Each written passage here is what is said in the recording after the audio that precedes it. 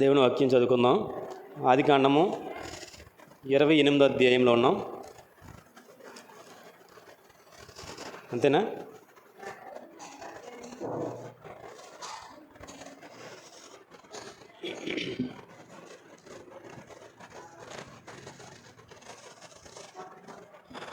ఆదికాండం 28వ అధ్యాయంలో ఉన్నాం. ఇది దాదాపుగా మనం గత వారంలో ముగించుకున్నాం. కానీ బేతేలు గురించి మీకు ఒక పాఠ్యాంశం కింద చెప్పాలని గత వారంలో మీకు తెలియజేశాను. అదేవిధంగా ఈరోజు మనం ఇందులో ఉన్న బేతేలు గురించి మనం ఆలోచించేద్దాం. సార్ చదువుతాం.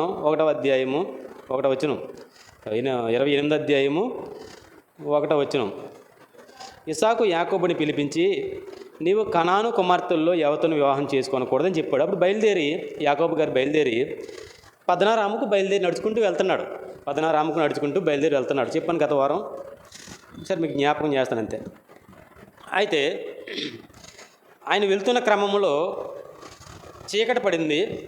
చీకటి పడితే ఆయన హారాన్ వైపు బయలుదేరి వెళ్తున్నాడు. బెయేర్షెబా నుంచి. అంటే బెయేర్షెబా అంటే తాను ఉన్న ప్రాంతం నుంచి. బెయేర్షెబా అంటే అబ్రహాము, ఇస్సాకు, యాకోబులు నివసించిన ప్రాంతం అదంతా కూడా. ఈ బెయేర్షెబా నుంచి బయలుదేరి హారాన్ వైపు వెళ్తున్నాడు. అంటే పద్నారాము ఎక్కడుందంటే హారాన్లో ఉంది. పద్నారాము ఎక్కడుంది? హారాన్ అంటే మనందరికీ గుర్తుండాలి. అబ్రహాం గారు వచ్చేసిన ఊరు, వదిలేసి వచ్చేసిన ఊరులే హారాన్, కల్దియా ప్రాంతం అన్నమాట. వెళ్తున్నాడు ఈయన. మార్గ మధ్యలో చీకటి పడింది. చీకటి పడితే ఒక రాత్రిని తీసుకుని తలగడగా మలుచుకొని ఆయన పడుకున్నాడని చెప్పాను గత వారంలో. పడుకుంటే ఒక నిచ్చెన ఆకాశం మీదకి, దాని కొన ఒక నిచ్చెన భూమి మీద ఉంది, దాని కొన ఆకాశం మీద అంటుకుంది. ఆకాశం మీద అంటుకున్న నిచ్చెన మీద నుంచి దేవదూతలు ఎక్కుతూ దిగుతూ వస్తున్నారని చెప్పాను. గుర్తుంది కదా పిల్లలు? గుర్తుంచుకోవాలి. ఎక్కుతూ దిగుతూ వస్తున్నారు. ఈ నిచ్చెనకి చివరి భాగంలో, ఆ కొన భాగంలో, పరలోకంలో అంటే ఆకాశం అంచున దేవుడు ఉన్నాడు. దేవుడు యాకోబుతో మాట్లాడాడు. యాకోబుతో మాట్లాడి, నేను నిన్ను కాపాడుతాను, నేను నిన్ను ఆశీర్వదిస్తాను, కాపాడుతాను, అలాగే నిన్ను మళ్ళీ నేను తిరిగి రప్పిస్తాను అని చెప్పాడు. గత వారంలో చెప్పింది మీకు చెప్తున్నాను. మళ్ళీ నేను తిరిగి మిమ్మల్ని రప్పిస్తానని చెప్పాడు. నేను రప్పిస్తానని చెప్పాడు.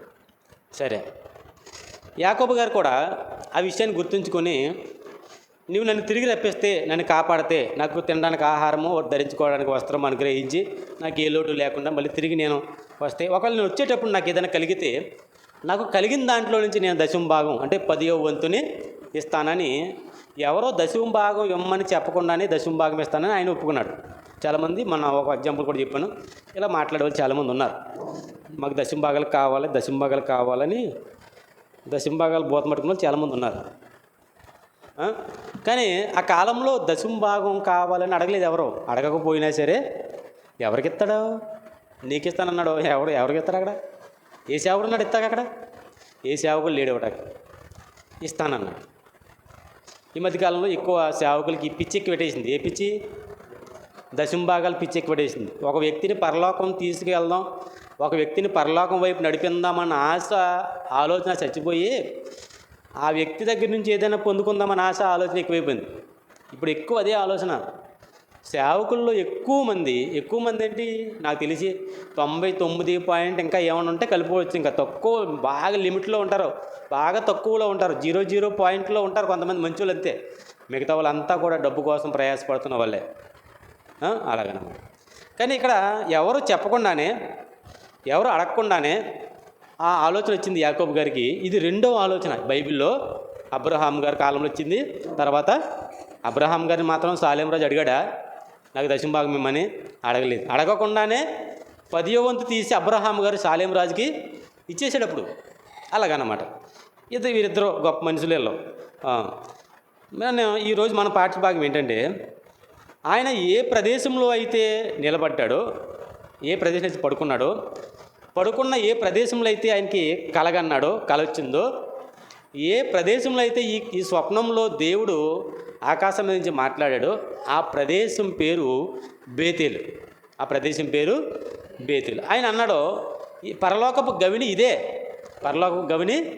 అదే కనపడుతుంది గవిని, పరలోకానికి దారి ఇదే, ఇక్కడే ఉంది అని ఏమంటాడంటే, ఇది ఈ స్థలమునకు ఆయన బేతేలు అని పేరు పెట్టాడు. ఏం పేరు పెట్టాడండి? బేతేలు. ఇది మన పాఠం, ఈరోజు మన పాఠం. గత వారంలోనే మనం మాట్లాడుకోవాలి, కానీ మరి వాక్యం ఎక్కువ విరివిగా ఆలోచన చేయడం బట్టి దీన్ని మనం ఆలోచన చేయలేకపోయాం. బేతేలు, బేతేలు అన్న మాటకు అర్థం ఏంటని చెప్పాను గత వారంలో. ఎరా అభి, బేతేలు అంటే అర్థం ఏంటి? మనం చెప్పారు కదరా, బేతేలు అంటే అర్థం ఏంటి? కింద చూడండి. బేతేలు అని ఎక్కడ ఉందంటే 28వ అధ్యాయము 19వ వచనంలో చూడండి పిల్లలందరూ. 28వ అధ్యాయము పిల్లలు తీయాలి ముఖ్యంగా. 28వ అధ్యాయము 19వ వచనం చూడండి. ఏమనుంది? మరియు అనుందా అమ్మా? ఉందా? చదవాలో ఉంటాయి మరి. మరియు అతడు ఆ స్థలమునకు బేతేలను పేరు పెట్టెను. బేతేలను అన్నకాడ ఒక చిన్న అంకె ఉందరా, దాన్ని పుట్నోట్లు అంటారన్నమాట. అంటే కింద ఉన్న పుస్తకాలకి పేర్లు ఉంటాయి, కొన్ని అక్షరాలు ఉంటాయి, వాటిని పుట్నోట్లు అంటారు. ఇప్పుడు ఈ పుట్నోట్లు ఒక అంకె ఉంది కదా, ఒకటే ఉంది కాబట్టి ఒకటి అంకె చూడండి. ఇక్కడ ఏముంది? దేవుని మందిరము. ఏంటంట? దేవుని మందిరము. బేతేలు అన్న పదానికి ఏంటి అర్థం? దేవుని మందిరము, అదే అర్థం, ఇంకో అర్థం లేదు దానికి. సరే, యాకోబు గారు ఆ ప్రదేశానికి పెట్టిన పేరు ఏంటంటే ఏంటి? కాదు దేవుని మందిరం. అది బేతేలు అన్నది వాళ్ళ భాష. అది బేతేలు అన్నదే వారి భాష, హెబ్రీ భాష. అది మీ హెబ్రీ భాష. కానీ దాని అర్థం ఏంటంటే దేవుని మందిరం. అంటే ఒక్క మాటలో చెప్పాలంటే యాకోబు గారు ఆ ప్రదేశానికి పెట్టిన పేరు ఏంటంటే దేవుని మందిరం. ఇది గుర్తుంచుకోండి.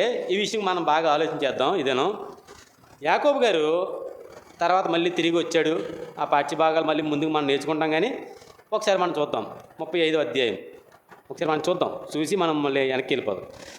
35వ అధ్యాయం. ఈ 35వ అధ్యాయం ఏంటంటే 28వ అధ్యాయం ఏమో బేతేలు నుంచి వెళ్తున్నాడు. ఎక్కడికి? హారాను వైపుకి. బెయర్షేబా నుంచి హారాను వైపుకి వెళ్తున్నాడు. ఈ 35వ అధ్యాయం ఏంటంటే హారాను నుంచి బెయర్షేబా వైపుకి వస్తున్నాడు. వెళ్ళేటప్పుడు బేతేలుని కలుసుకున్నాడు, వచ్చేటప్పుడు మళ్ళీ బేతేలుని. అంతే కదండి, మనం మాటేరు వెళ్ళాం ఓడూరు నుంచి. వెళ్ళినప్పుడు ఆలంబూరు తగులుతుంది, వచ్చినప్పుడు కూడా ఆలంబూరు తగులుతుంది. అలాగా ఇక్కడ బెయర్షేబా నుంచి హారాను బయలుదేరిన యాకోబు గారికి ఏం కనబడుతుంది? ఫస్ట్ బేతేలు ఎదురైంది. మళ్ళీ హారాన్ నుంచి తిరిగి 20 సంవత్సరాల తర్వాత మళ్ళీ తిరిగి వస్తున్నాడు. వచ్చే సమయానికి మళ్ళీ ఈ బేతేలు కనబడుతుంది. చూడండి 35వ అధ్యాయం 1వ వచనంలో దేవుడు యాకోబుతో, నీవు లేచి బేతేలునకు వెళ్ళి అక్కడ నివసించి నీ సహోదరుడైన యాషావు ఎదుట నుండి నీవు పారిపోయినప్పుడు నీకు కనబడిన దేవునికి అక్కడ బలిపీఠమును కట్టుమని చెప్తున్నాడు దేవుడు చెప్తున్నాడు. ఏమంటే వినాలి పిల్లలు, ఏమని చెప్తున్నాడంటే, నువ్వు బయలుదేరి వస్తున్నావు కదా, ఇదిగో ఒకసారి బేతేలుకి వెళ్ళు, మార్గంలోనే ఉంది బేతేలు, అక్కడ నివసించి నువ్వు కొంతకాలం ఉండి, నీకు కనబడి నీతో మాట్లాడాడే దేవుడు, నీకు కనబడ్డాడే, నీకు కనబడి మాట్లాడిన దేవుడికి నువ్వేం చేయాలి? అక్కడ బలిపీఠం కట్టు. బలిపీఠం అంటే ఏంటి? మనం చెప్పాను, బలిపీఠం అంటే భక్తికి ఆనవాళ్ళు. అర్థమవుతుందా? బలిపీఠం అంటే భక్తికి ఆనవాళ్ళు. యాకోబు భక్తికి ఆనవాళ్ళు కొన్ని బలిపీఠాలు, ఇస్సాకు భక్తికి ఆనవాళ్ళు కొన్ని బలిపీఠాలు, అబ్రహాము గారి భక్తికి కొన్ని ఆనవాళ్ళు బలిపీఠాలు, నోవాహు గారి భక్తికి కొన్ని జ్ఞాపకార్థాలు, ఏమంటాం ఆనవాళ్ళు ఏంటి? బలిపీఠాలు. బలిపీఠం వారిలో ఉన్న భక్తికి సూచన అని చెప్పి గత సందర్భాలు మీకు చెప్పాను. ఈ బలిపీఠం కట్టమని అక్కడ చెప్పాడు. అప్పుడు యాకోబు గారు తన ఇంటి వారందరితో కూడా అక్కడికి వెళ్ళి అక్కడ బలిపీఠం కడతాడనమాట. ఇది వచ్చిన తర్వాత, అంటే తిరిగి మార్గంలోంచి మళ్ళీ తిరిగి వస్తున్న సమయంలో జరుగుతున్న సందర్భం. ఇది మళ్ళీ మనం పాఠ్యభాగంలో నేర్చుకుందాం. వెనక్కి వచ్చేద్దాం. ఇక్కడ మళ్ళీ మనం వస్తాం కదా, 35 మళ్ళీ వస్తాం కదా కొంతకాలం తర్వాత, అప్పుడు ఆలోచన చేద్దాం. ఈ బేతేలు అన్నది యాకోబు గారు దేవుని మందిరం అని పేరు పెట్టకముందే అబ్రహాము గారి బేతేల్లో ఒక బలిపీఠం కట్టాడు. అదే ఆదికాండము 12వ అధ్యాయం. గత వారం మీకు గుర్తు చేశాను, ఈరోజు మీకు రెఫరెన్స్ చూపిస్తున్నాను. ఆదికాండము 12వ అధ్యాయము ఆదికాండము 12వ అధ్యాయము 8వ వచనం.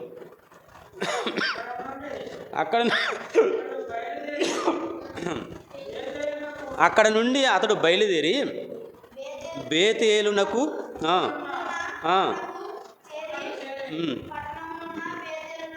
పడమటనున్న బేతేలునకును తూర్పునకును హాయికి నీ మధ్య గుడారం వేసి అక్కడ యెహోవాకు బలిపీఠము కట్టి. అబ్రహాం గారు కూడా ఇంచుమించుగా అదే, బేతేలు, హాయి, తర్వాత ఇంకో పేరు చెప్పాడు అంతేనా. తూర్పు కొండకు చేరి పడమటన ఉన్న బేతేలునకు హాయికి మధ్య, అంటే ఇంకో వినండి జాగ్రత్తగా, విన్నారా? బేతేలు ఉంది, పక్కనే హాయి ఉంది. ఈ బేతేలుకి హాయికి మధ్యలో అంటే సరిహద్దు ప్రాంతంలో గుడారం వేసి ఆయన ఏం చేశాడు? బలిపీఠం కట్టాడా? బలిపీఠం కట్టాడు. అక్కడ యెహోవా నామమున ప్రార్థన చేశాడు. వినండి జాగ్రత్తగా. బేతేలుకు బయట, అప్పటికి దాని పేరు బేతేలు కాదని చెప్పాను కదా, దాని పేరేంటి? కాదు, బేతేలుకి పేరు చెప్పాను మన వారంలో. బేతేలుకి మరొక పేరు, అంటే బేతేలు యాకోబు గారు పెట్టిన పేరు. యాకోబు గారు బేతేలు అని పేరు పెట్టకముందు ఆ ప్రాంతానికి ఒక పేరు ఉందని చెప్పాను. ఏంటది? లూజు. లూజ్ అన్నమాట. లూజ్ అంటే మరి లూజ్ అయిపోయింది అనుకోక. లూజు, బూజు అనే కొన్ని పేర్లు ఉంటాయి. లూజు, ఆ ప్రాంతం పేరు లూజు. ఇక్కడ పేరంటే ప్రస్తావించాడు ఆదికాండం 12వ అధ్యాయంలో. అది మనకు అర్థమైపోయింది కాబట్టి బేతేలను ప్రకటించాడు, కానీ దాని పేరు వాస్తవంగా లూజ్ అనమాట అక్కడ. సరే, అంటే ఈ ప్రాంతమే. ఏ ప్రాంతం? యాకోబు గారు ఎక్కడైతే కలగన్నాడో ఆ ప్రాంతమే అబ్రహాం గారు బలిపీఠం కట్టి ప్రార్థన చేసిన ప్రాంతం. అర్థమవుతుందా? అబ్రహాం గారు బలిపీఠం కట్టి ప్రార్థన చేసిన ప్రాంతమే యాకోబు గారు పడుకుని కలకన్న ప్రాంతం. అక్కడ దేవుని ఆనవాళ్ళు ఉంది కాబట్టి అబ్రహాం గారు తన తాతయ్య గారు, తన పితరుడు, యాకోబు గారి పితరుడు అంటే అబ్రహాం గారు, యాకోబు గారు తాతయ్య గారు ఆ ప్రాంతంలో బలిపీఠం కట్టాడు, ప్రార్థన చేశాడు, అక్కడ కొంత భక్తి చేశాడు. ఈ భక్తికి ఆనవాలుగా దేవుడు దాన్ని గుర్తించాడు. దాన్ని యాకోబు గారు ఒక రాత్రి అంటే చాలా రాత్రులు ప్రయాణం చేస్తుంటాడు నాకు తెలిసి. యాకోబు గారు కుదురుండు. యాకోబు గారు ఒక రాత్రి అంటే చాలా రాత్రులు ప్రయాణం చేస్తుంటాడు. అంటే ఒక రాత్రి ప్రయాణం చేసే ప్రయాణం కాదు కదా, పద్మనాభరాం నుంచి బేర్షెబాకు. కాబట్టి యాకోబు గారు చాలా రాత్రులు ప్రయాణం చేశాడు, అక్కడక్కడ పడుకునే ఉండుంటాడు, రాయలేదు. కానీ ఇక్కడే ఎందుకు ప్రత్యక్షం కావాలి దేవుడు అంటే భక్తికి నిదర్శనం, భక్తికి ఆనవాలు, భక్తికి సూచన, తన పితరుని భక్తికి సూచన అక్కడ ఉంది బలిపీఠం. అందుకని ఆయనకి అక్కడ ప్రత్యక్షమయ్యాడు. తర్వాత కాలంలో ఆయన అక్కడ బలిపీఠం కట్టమన్నాడు. సరే, ఇది ఒక రాజ్యం కింద ఉండేదని చెప్పేసి యెహోషువ గ్రంథంలో మనకు తెలియబడుతుంది. యెహోషువ గ్రంథంలో ఈ పట్టణం, ఈ ప్రాంతం అనేది అది ఏదో ఉత్తినే మామూలు ఊరు ఎవరో పరిపాలించిందో అనుకోకండి. అది కూడా ఒక రాజ్యంలో ఉంది, దానికి కూడా రాజు ఉన్నాడంట. యెహోషువ గ్రంథము 12వ అధ్యాయము, యెహోషువ గ్రంథము 12వ అధ్యాయం 24వ వచనం. యెహోషువ గ్రంథము 12వ అధ్యాయము 24వ వచనంలో నేను చదువుతాను. అక్కడ రాజు ఉంటాడు చూడండి, లూజు రాజు ఉంటాడు చూడండి, బేతేలు రాజు ఉంటాడు చూడండి. ఆ పక్క పేజీ 187 పేజీలో మూడో లైన్ ఏముంది? బేతేలు రాజు అన్నాడు. అంటే బేతేలు, అప్పటికి బేతేలు ఉంది, లూజు ఉంది. ఇది ఒక రాజు పరిపాలనలో ఉంది. బేతేలు రాజు అంటే పైకి చెప్తాడు, వీరంతా కూడా కనానీయుల రాజ్యంలోకి సంబంధించిన వారు. వీరంతా కూడా ఎవరో కనానీయులు. అంటే ఒక మాటలో చెప్పాలంటే ఇది కానాను రాజ్యం. ఇదే రాజ్యం బేతేలు అన్నది కానాను రాజ్యం.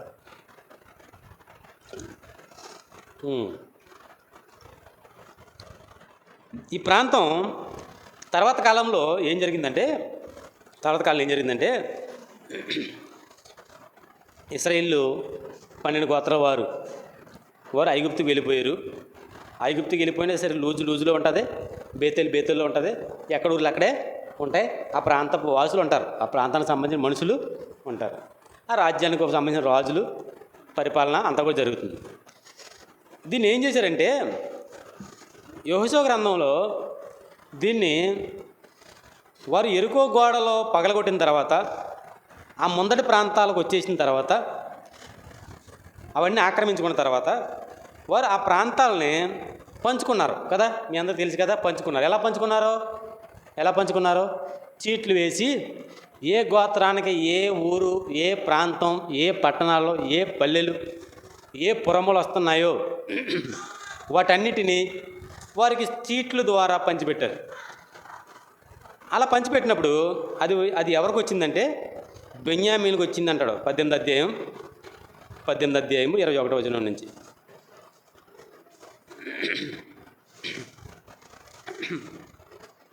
పద్దెనిమిది అధ్యాయము 21 నుంచి చదువుతున్నాను. బెన్యామీనీల గోత్రమునకు వారి వంశముల చెప్పున కలిగిన పట్టణములు ఏవనగా, బెన్యామీనీలు కూడా గోత్రం వారు కూడా మరి చీట్లు వేశారు. చీట్లు వేస్తే వారికి కొన్ని ప్రాంతాలను ఇచ్చారు. వారికి వచ్చిన ప్రాంతంలో ఉన్నది బేతేలు 23. అవి ఏమనగా ఎరుకో, బెతహోగ్లా, యొమెక్కేషీదు, బెతారాబా, సెమారాయిము, బేతేలు. ఎవరికి వచ్చింది బేతేలు? తర్వాత కాలంలో యాకోబు గారు చనిపోయారు. ఏమండి, మోషే గారు వచ్చారు.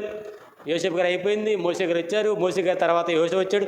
యెహోషువ వచ్చే సమయానికి అది బెన్యామీనీలకు అప్పగించబడింది. అర్థమవుతుందా? చాలా చరిత్ర ఉంది దీనికి, అర్థం చేసుకోండి. ఈరోజు అదే చెప్తాను, ఇంకేం చెప్తాను. తర్వాత ఈ బెన్యామీనీలు ఏం చేశారంటే, ఎవరికైనా సరే ఒక పట్టణాన్ని స్వాస్థ్యంగా ఇచ్చిన తర్వాత వారు చేయవలసిన మొట్టమొదటి పని ఏంటంటే ఆ పట్టణంలో ఉంటున్న వారిని జయించాలి. ఆ పట్టణంలో ఉంటున్న వారిని జయించి వారిని లొంగ తీసుకుని లేదా వారిని సంహరించి ఆ ప్రాంతాలను వారు ఆక్రమించుకోవాలి. కానీ వారు ఏం చేశారంటే వారు ఆక్రమించుకోలేకపోయారు.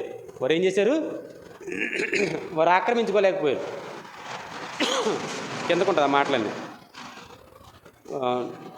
ఒకసారి న్యాయాధిపతుల గ్రంథం 1వ అధ్యాయం చూస్తుంటే అది వారు ఆక్రమించుకోలేకపోయారు కాబట్టి ఆ ప్రాంతాలని యోసేపు కుటుంబం వారు, అంటే యోసేపు కుటుంబం అంటే ఎవరు? ఎఫ్రాయిమీయులు, మనష్షేయులు, అంతే కదా. యోసేపు కుటుంబం అంటే ఎఫ్రాయిమీయులు, మనష్షేయులు, వీరు యోసేపు కుమారులు. వీరిలో ఎఫ్రామీయులు వారిని ఆక్రమించుకున్నారని చెప్తాడు 1వ అధ్యాయము 22.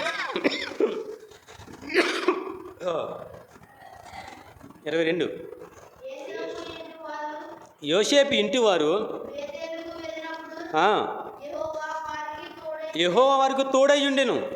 పూర్వము లూజు అనబడిన బేతేలును వేగు చూచుటకు యోసేపు ఇంటి వారు దూతలను పంపగా ఆ వేగుల వారు ఆ పట్టణం నుండి అక్కడ వచ్చి అది జరిగిపోయిందండి. తర్వాత ఆక్రమించుకున్న వారు ఆ ప్రాంతాన్ని ఆక్రమించుకున్నారు. కానీ పై వచనంలో 21లో యెరూషలేములో నివసించు యోబీసీయులను బెన్యామీనీలు వెళ్ళగొట్టలేదంట. వింటున్నారా? యోబీసీయులను బెన్యామీనులతో కూడా నేటి వరకు యెరూషలేములో నేటి వరకు అంటే ఈ రోజు వరకు కాదు, ఆ వచనం రాసేంతవరకు అర్థం. ఆ వచనం రాసేంతవరకు అంటే వాస్తవంగా ఆ ప్రదేశాన్ని బెన్యామీనులకు ఇస్తే బెన్యామీనీయులు దాంట్లో ఉంటున్న యోబీసీయులను ఏం చేయలేకపోయారు? వారు వెళ్ళగొట్టలేకపోయారు. వారు అలా అవ్వలేదు. వారు కలిసిమెలిసి బతకడం ప్రారంభించారు. శత్రువులను జయించాలి కదా మరి. అందుకని యోసేపు ఇంటి వారు ఏం చేశారంటే బేతేలుకి వెళ్ళి దాంట్లో ఉంటున్న వారందరినీ కూడా వారు ఏం చేశారు? సంహరించి వాటిని ఆక్రమించుకున్నారు. అందుకే ఎఫ్రాయిమీయులదని ఆ ప్రాంతం చెప్తుంది. మొదటి దినవృత్తాంతాలు 7వ అధ్యాయం 22వ వచనంలో. సరే, ఆ వచనం మీకు అవసరం లేదు. ఇది యోసేపు ఇంటి వారికి దక్కింది ఈ బేతేలు. అర్థమవుతుందా? మళ్ళీ చెప్తున్నాను, జ్ఞాపకం చేస్తాను. ఈ బేతేలు అనేది అబ్రహాం గారి బలిపీఠం కట్టిన ప్రాంతం. ఇది అబ్రహాం గారి బలిపీఠం కట్టిన ప్రాంతం, ప్రార్థన చేసిన ప్రాంతమైన అబ్రహాం గారి యొక్క భక్తికి ఆనవాళ్ళు అక్కడే ఉన్నాయి. తర్వాత కాలంలో ఇస్సాకు గతించిపోయాడు, యాకోబు వచ్చారు. యాకోబు గారు ఎక్కడో బతికాడు, తర్వాత వెళ్ళిపోతుంటే ఆ క్రమంలో ప్రయాణంలో ఆ ప్రాంతంలో ఆగితే యాకోబు గారికి దేవుడు ప్రత్యక్షమైన ప్రదేశం అది. అప్పుడు యాకోబు గారు దానికి బేతేలు అని పేరు పెట్టాడు, దేవుడి మందిరం అని పేరు పెట్టాడు దానికి. సరే, అది తర్వాత కాలంలో అది రాజుల కింద ఉంది, రాజ్యం కింద ఉంది. బేతేలుకి రాజు ఉన్నాడు, కనానీయుల రాజులు అంతా కూడా. వీరంతా కూడా నడుచుకుంటుంది అంతా కూడా. తర్వాత కాలంలో ఇశ్రాయేలీయులు ఒక పెద్ద సమూహంగా పెద్ద రాజ్యంగా ఏర్పడ్డారు, అంటే విస్తరించిపోయారు. వారు ఐగుప్తుకి వెళ్ళారు. ఐగుప్తు నుంచి మళ్ళీ తిరిగి వస్తున్న క్రమంలో వారు మళ్ళీ ఈ ప్రాంతాలని ఆక్రమించుకున్నారు. ఇలా ఆక్రమించుకున్నప్పుడు బేతేలుని బెన్యామీనులకు ఇచ్చాడు. ఎవరో దేవుడు వాస్తవంగా యెహోషువ గారి ద్వారా బెన్యామీనీలకు బేతేలుని ఇచ్చాడు. ఎప్పుడైతే బేతేలుని బెన్యామీనులకు ఇచ్చాడో బేతేలులో ఉంటున్న యోబీసీలను బెన్యామీనులు వెళ్ళగొట్టలేకపోతే వింటున్నారా? వినకండి వాక్యం వినకండి. మళ్ళీ వాక్యం అంటే మరి బాగుపడిపోతారు. ఇది ఏదో చక్కగా బాగా చెప్తుంది.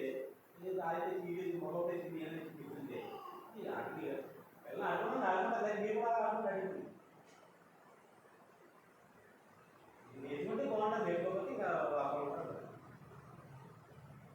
లోతుగా మీకు నాకు తెలిసి మీకు ఎవరు చెప్పడం లేదు. లోతుగా వచ్చిన బాగా పికప్ చేసి ప్రాంతాల్లో డివైడ్ అందరూ చక్కగా పోస్తుంటే మీకు ఎక్కడ కదా ఎక్కితే అర్థమవుతుంది. ఇప్పుడు చిన్నప్పుడు దాన్ని గుర్తించుకుంటే ఇంకా చాలా చెప్తారు. చిన్నప్పుడు గుర్తించే ఏం చేద్దాం, ఆశగా ఉంటారు, ఏంటంటే కట్టుకుంటాడు అవన్నీ పరిస్థితి. ఏనండి వస్తున్నాను బాగుంటే తాగాను. బెన్యామీనుకి ఇస్తే బెన్యామీను దాన్ని ఆక్రమించుకోలేకపోయారు. ఎప్పుడైతే బెన్యామీనులు ఆక్రమించుకోలేకపోయారో ఇప్పుడు ఆ ప్రాంతం మీద మనష్షీయులు వచ్చారు, ఎఫ్రాయిమీలు వచ్చారు. ఎఫ్రాయిమీలు అంటే ఎవరో యోసేపు ఇంటి వారు వచ్చారు. వీరు ఆక్రమించుకున్నారు ఈ ప్రదేశాన్ని. వారి కింద ఉంది ఇప్పుడు ఇది బేతేలు. సరే, ఇదొక పాట. తర్వాత న్యాయాధిపతుల గ్రంథం 20వ అధ్యాయం చూడండి ఒకసారి. న్యాయాధిపతుల గ్రంథం 20వ అధ్యాయం. ఈ ప్రాంతం యాకోబు గారి పేరు పెట్టిన ఈ ప్రాంతం ఎలా మారిందో చూద్దాం. 20వ అధ్యాయము 26వ వచనం. న్యాయాధిపతుల గ్రంథము 20వ అధ్యాయము 26వ వచనం. వీరందరూ కత్తి దూయేవారు.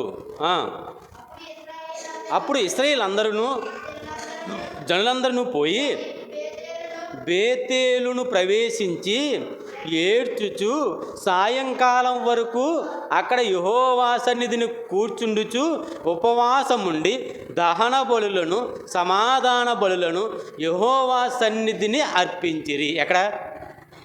ఎక్కడండి? బేతేలు. ఇది దేవుని మందిరము అని అన్నాడు యాకోబు. అన్నట్టుగానే దేవుని మందిరం అయ్యింది. యాకోబు గారు తన నోటితో ఇది దేవుని మందిరమే, ఇది పరలోకపు గవిని, ఇది దేవుని మందిరము అని పేరు పెట్టాడు. ఎప్పుడైతే ఆయన పేరు పెట్టాడో అది మెల్లమెల్లగా దేవుని ఆధీనంలోకి వెళ్ళిపోయి అదొక దేవుని మందిరంగా ఏర్పడిపోయింది. ఇప్పుడు ఎవరైనా సరే, ఇప్పుడు మీకు ఒక ఉదాహరణ చెప్పనా. సమరయ స్త్రీ యాకోబు బావి దగ్గరికి వచ్చింది. యాకోబు బావి అంటే అర్థం ఏంటి? యాకోబు గారు తవ్వించిన బావి, యాకోబు గారు వాడుకుంటున్న బావి. పితరులు ఏ ప్రదేశంలో అయితే వారు భక్తిని కొనసాగించారో అలాంటి ప్రదేశంలోనే తర్వాత వస్తున్న వారందరూ కూడా ఏమైపోయారు? భక్తిని కొనసాగించారు. యాకోబు గారు ఆ ప్రదేశాన్ని విడిచిపెట్టలేదు. ఇది దేవుని మందిరమే అన్నాడు. 35 వచ్చాడు. అక్కడ బలి అర్పించాడు. తమ ముక్కులకున్న పోగులు, చెవులకున్న పోగులు ఎక్కడ దాచిపెట్టేసి దేవుని మందిరంలో వాళ్ళు మోకరించి ప్రార్థన చేశారు. ఇదంతా అయిపోయిన తర్వాత యాకోబు గారు ఎందుకు వదిలిపెడతారు? దాన్ని వదిలిపెట్టలేదు తన జీవితకాలంలో. యాకోబు గారి బేతేలుని దేవుని మందిరంగా మలిచేశాడు. ఎలా మలిచాడంటే, ప్రార్థన చేసుకోవాలంటే దేవుని మందిరానికి వెళ్దాం రండి అని తీసుకెళ్తాడు. ఎక్కడికి? బేతేలుకి వెళ్దాం రండి అంటాడు. దాన బలి అర్పిద్దాం అంటే ఇక్కడ అర్పించాడు. ఇక్కడ కాదు, దేవుని మందిరానికి వెళ్దాం రండి అంటాడు. ఎక్కడికే? బేతేలుకి వెళ్దాం అని అంటాడు. అలా అలవాటు చేశాడు యాకోబు గారు. మనం కూడా దేవుని మందిరాన్ని అలవాటు చేయాలి. పిల్లలకే, కుటుంబానికే, ప్రతి ఒక్కరికే. రండి వెళ్దాం దేవుని మందిరానికి.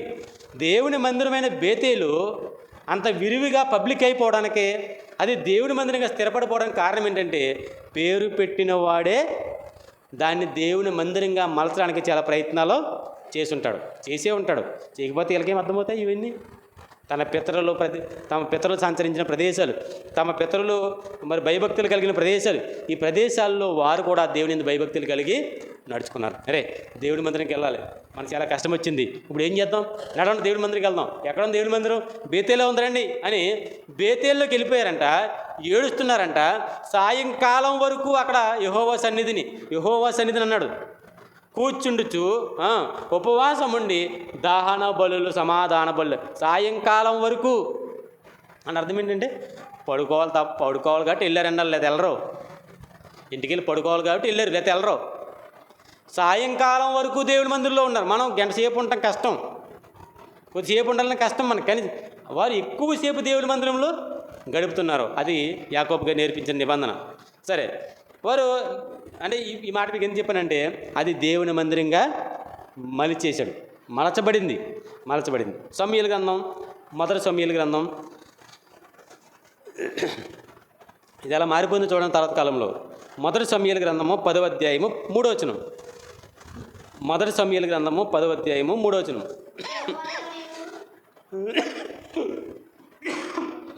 చదవరా. తరువాత నీవు అక్కడ నుండి వెళ్ళి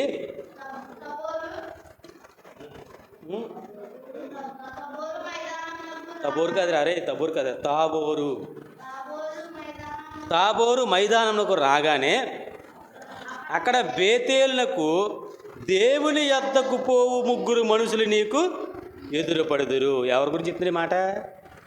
సౌలు గారి గాడిదలు పోయాయి కదా, అవునా?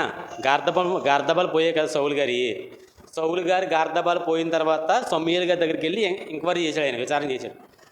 నువ్వేం కంగారు పడకో, దేవుడి కార్యం ఇది, దేవుడిని అభిషేకించడానికి అక్కడ రప్పించాడు, కానీ ఇది ఇంకొకటి ఏం కాదు, నువ్వేం కంగారు పడకు, నువ్వు చక్కగా ఉండని చెప్పేసి అక్కడ భోజనం చేశారు, అభిషేకించబడ్డాడు. జరిగిపోయిన తర్వాత నువ్వు గాడిదల కోసం ఏం విచారించొద్దు, నువ్వు వెళ్తుంటే 3 మనుషులకి ఎదురొస్తారో మన గాడిదలు ఉన్నాయని చెప్తారు అన్నాడు. మన గాడిదలు ఉన్నాయి, ఏం కంగారు పడద్దు అని చెప్తాడు అన్నాడు. అదనమాట. ఆ సందర్భంలో ఇక్కడ కూడా మనకు కనబడుతుంది ఏంటంటే, బేతేలునకు దేవుని యొద్దకు పోవు 3 మనుషులు.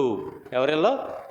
బేతేలునకు అంటే దేవుని యొద్దకు అంటే అర్థం ఏంటంటే, బేతేలులో దేవుడు ఉన్నాడో అని ఒక నానుడు ఉంది.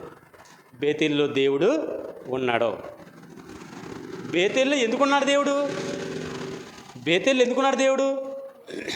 మోహన్ రావు వాళ్ళ ఇంట్లో ఉంటాడు, శాంతరావు గారు వాళ్ళ ఇంట్లో ఉంటాడు, సత్యానంద వాళ్ళ ఇంట్లో ఉంటాడు. దేవుడు బేతేలు ఎందుకు ఉంటాడో? దేవుని ఇల్లు అది, దేవుని ఇల్లు, దేవుని మందిరం.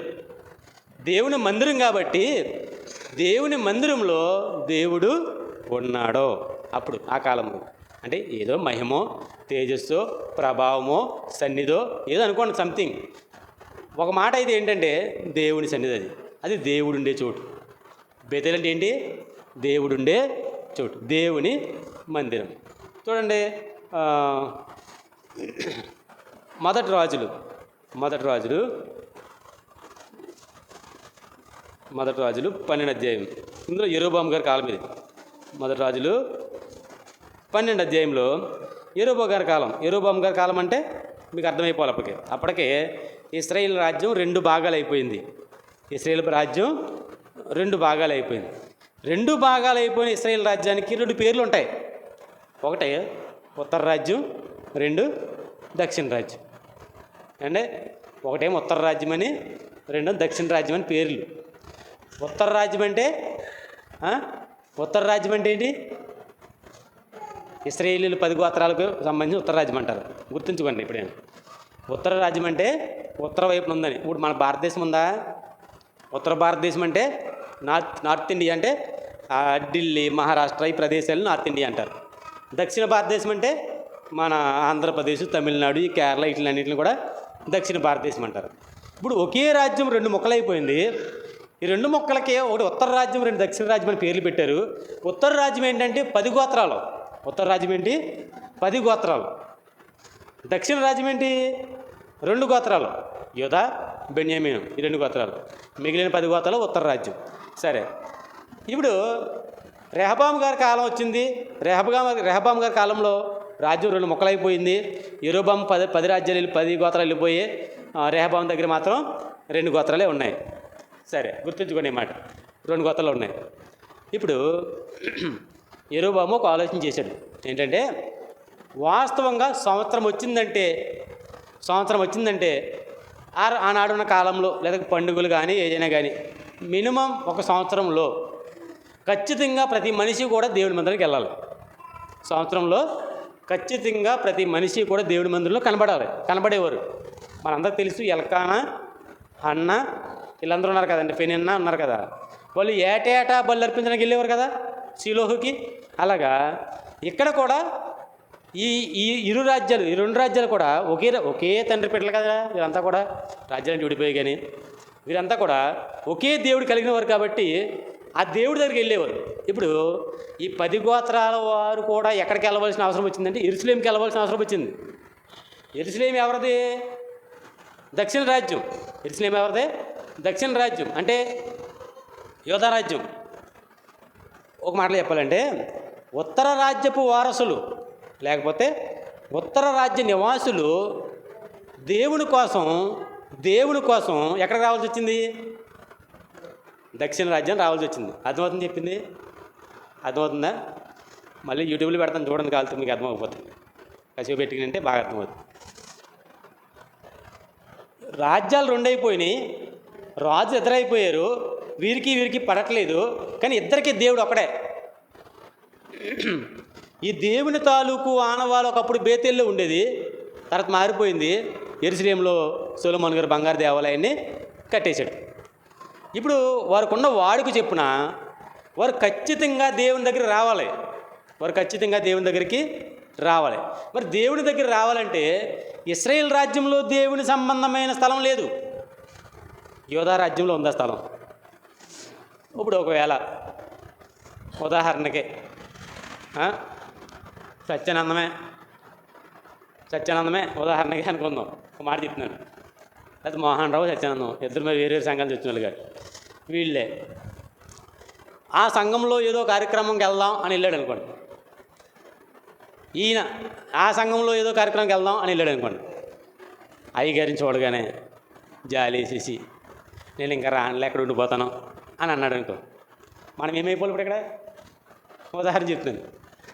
మోహన్ రావే అక్కడ ఉన్న సేవకులను చూసో సంఘాన్ని చూసో నేను అక్కడే ఉండిపోతే బాగుండని గతకాల జ్ఞాపకాలన్నీ గుర్తొచ్చి అక్కడ ఉండిపోయాడు అనుకోండి, ఏమైపోవాలి అని నేను ఆలోచించి మిమ్మల్ని అక్కడికి వెళ్లకుండా చెయ్యాలి ఇప్పుడు నేను అని ప్రయత్నం చేశాను అనుకోండి. అలాంటి ప్రయత్నమే యెరొబోము చేశాడు. ఒకవేళ ఈ ఇశ్రాయేలీలందరూ కూడా ఒకప్పుడు యోధా దేశపు రాజధాని కిందే పరిపాలన జరిగింది కాబట్టి వీరు ఆ ప్రదేశానికి వెళ్ళినప్పుడు అయ్యో మన దేవుడి మందిరం, అయ్యో మన రాజ్యం అని చెప్పేసి వీరు ఆయన వైపు తిరిగిపోతారేమని భయపడి దేవుని తాలూకు ఆనవాళ్ళలో మీరు అక్కడికి వెళ్ళనవసరం లేదు, ఇక్కడే బలర్పించరుగుంది కానీ మీరు ఎక్కడే బలర్పించుకుంది కానిలే అని 2 ప్రాంతాలను ఏర్పాటు చేశాడు. ఆయన రాసుకుంటున్నాడు ఇలాగా, ఎక్కడెడితే బాగుంటుంది అనుకుంటున్నాడు. అంతే కదా, మనం కూడా ఏదైనా చేయాలంటే ఏం చేస్తే బాగుంటుంది, ఎక్కడ పెడితే బాగుంటుంది అని ఒక ప్లేస్ మనం ఆలోచన చేస్తాం, యోగ్యమైనది ఆలోచన చేస్తాం. ఇప్పుడు యెరొబోము మంచోడు కాదు నిజమే, కానీ దేవుడు మంచోడు కదా.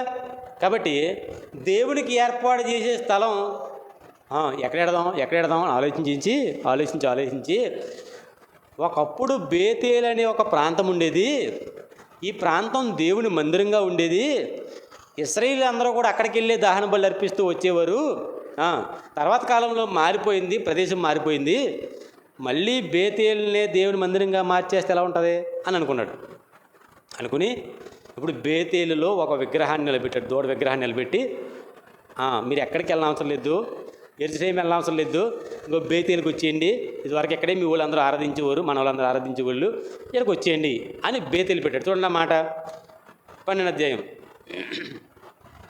ఎన్నో వచ్చిన 27 వచ్చిన. యెరొబోము తన హృదయమందు తలంచి, అదే అంటే పై మాట చెప్పాను కదా, రెహబాము మరలా రాజ్యం మరలా దావీదు సంతతివాద అయిపోద్ది అని భయపడి యెరొబోము తన హృదయంలో తలంచి ఆలోచన చేసి 2 బంగారు దూడలు చేయించి జనులను పిలిపించి, యెరూషలేమునకు పోవుట మీకు బహు కష్టము. ఇంతకాలం వెళ్ళలేదేంటి ఆ కౌరులో, కానీ ఇంతకాలం వెళ్ళలేదేంటి వాళ్ళు, ఇప్పుడు కష్టమైపోతుందంట. బహు కష్టము. ఇశ్రాయేలీయులారా, ఐగుప్తు దేశంలో నుండి మిమ్మల్ని రప్పించిన మీ దేవుడు ఇవే అని చెప్పి ఒకటి ఎక్కడ పెట్టాడు? బేతేలులో పెట్టాడు. అర్థమవుతుందా? బేతేలు చరిత్ర ఇది. బేతేలు చుట్టూ ఉంటున్న చరిత్ర ఏది అంతా కూడా చెప్పేసాను మొత్తం. ఇంకెంతకంటే పెద్ద ఏం లేదు, ఇంకొక వచనం ఉంది అంతే. బేతేలు చుట్టూ జరిగిన ఈ తతాంగం అంతా కూడా మేము ముందెట్టాను. మీరు ఆలోచన చేయండి. ఇది బేతేలు చరిత్ర. అర్థమవుతుందా? చరిత్ర అర్థం చేసుకోవాలంటే కొంచెం కెపాసిటీ ఉండాలన్నమాట. కొంచెం బుర్ర లేకపోతే అసలు చరిత్ర కాదు కదా, అసలు ఏం మామూలు మాట అర్థం అవ్వదు. చరిత్ర అర్థం కావాలంటే కొంచెం బుర్ర ఉండాలి. మీకు బుర్ర లేకపోతే మళ్ళీ మళ్ళీ ఏనండి అండి దేవుడు బాగా మనకు సహాయం చేస్తాడు. ఇంకొక మాట నేను చదివి నేను ముగించేస్తాను చూడండి. రెండవ రాజుల గ్రంథం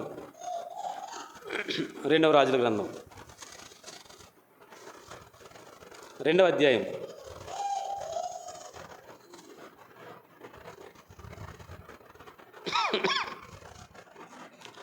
రెండవ రాజుల గ్రంథము 2వ అధ్యాయము అంటే ఏలియా కాలం. అది ఏలియా కాలం. 2వ వచనం 2వ వచనం చదవండి.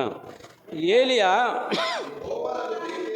యెహోవా నన్ను బేతేలునకు పొమ్మని సెలవిచ్చుచున్నాడు కనుక నువ్వు దయచేసి ఎక్కడ ఉండుమని ఎలీషాతో అంటున్నాడు. ఎలీషాకి అర్థమైపోయింది, ఏలియాకి అర్థమైపోయింది దేవుడు నన్ను తీసుకెళ్ళిపోతాడని అర్థమైపోయిన తర్వాత ఎలీషా నువ్వు ఇక్కడ ఉండు అని చెప్పి ఆపుతున్నాడు. అయినా ఆగట్లేదు ఎలీషా.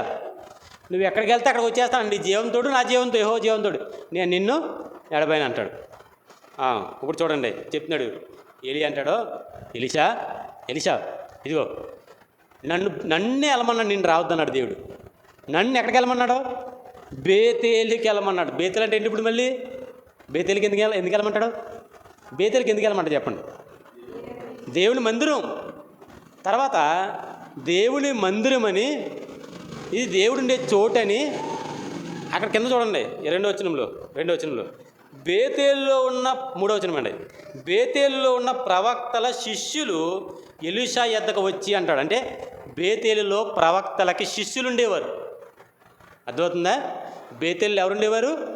ప్రవక్తలకి శిష్యులు ఉండేవారు. ప్రవక్తల శిష్యులు బేతేలులో ఉండడం ఏంటి?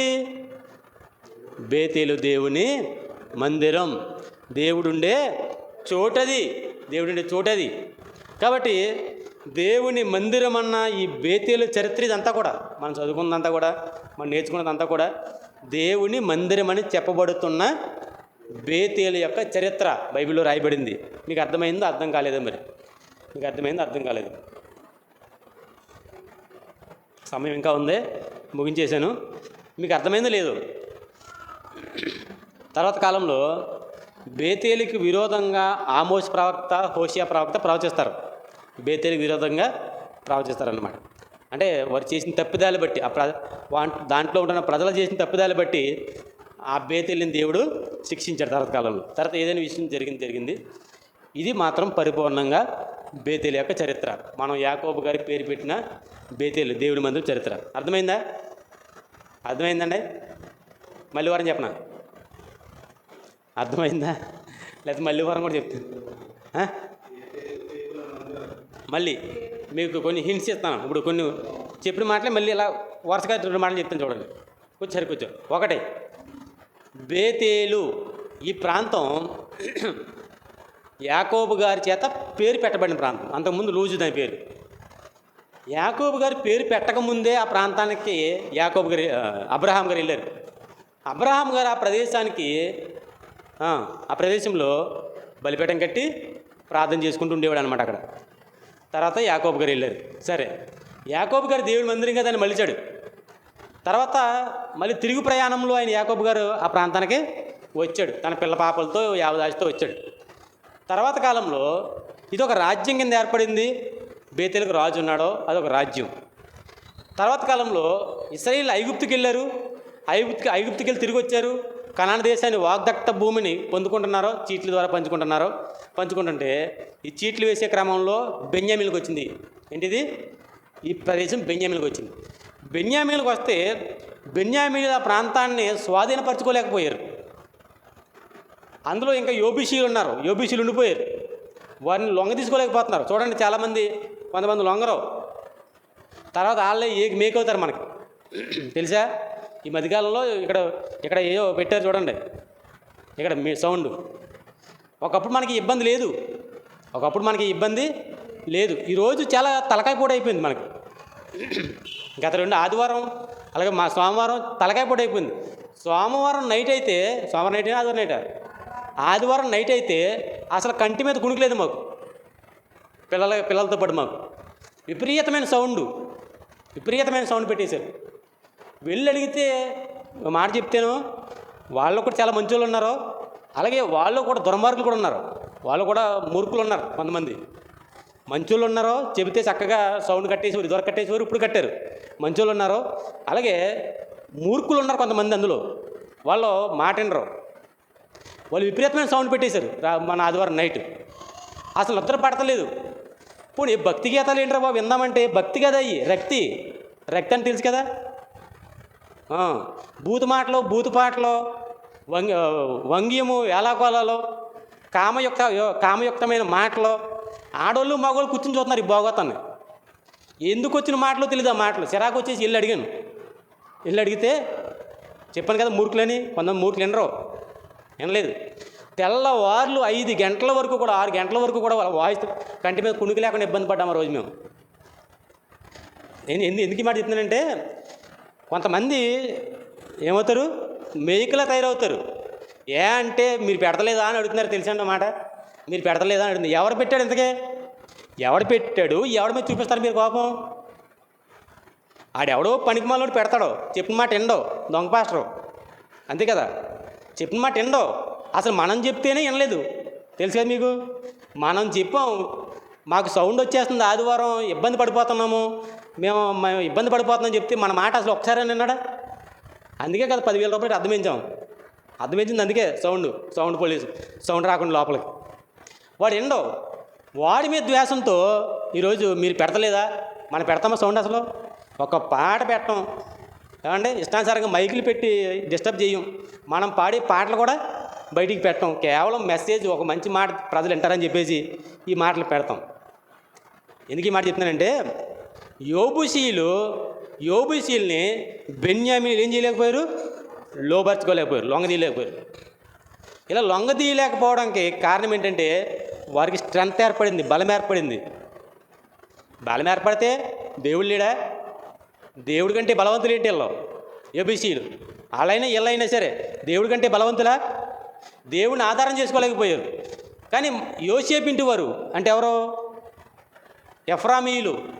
ఈ ఎఫ్రామీయులు ఏం చేశారు? లోబర్చుకున్నారు.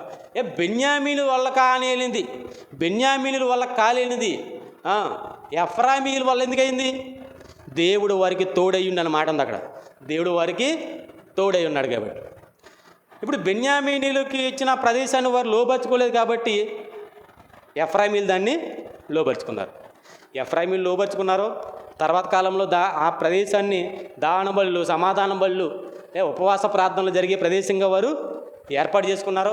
ఇవంతా జరిగిపోయింది. తర్వాత కాలంలో ఇది నాశనానికి వెళ్ళిపోయింది. అయితే యెరొబెయాము చేసిన పాపాన్ని బట్టి, బేతేల్లో ఒక విగ్రహాన్ని పెట్టడం బట్టి అదొక శాపగ్రస్తమైన ప్రదేశంగా మారిపోయింది. యాకోబు పెట్టిన పేరు యెరొబెయాము చెరిపేశాడు. అర్థమవుతుందండి? యాకోబు గారు ప్రతిష్ఠించి పెట్టిన పేరుని, నూనె పోసి దేవుని మందిరం అని చేసిన ఆ పేరుని, ఆ స్థలాన్ని యెరొబెయాము అనే పనికి మల్లుడు పాడు చేశాడు. బేతేలు దేవుని ఉగ్రతకు బలైపోవడానికి ముఖ్యమైన కారకాలు తెలుసండి? ఎవరో మాట్లాడరేంటి? యెరొబెయామే దాని ముఖ్యమైన కారణం. కాబట్టి ఆలోచన చేయండి. ప్రభు చిత్తం అయితే వచ్చే వారం మిగతా మాటలు ఆలోచించేద్దాం. ప్రార్థన చేయి, ముగింపు ప్రార్థన.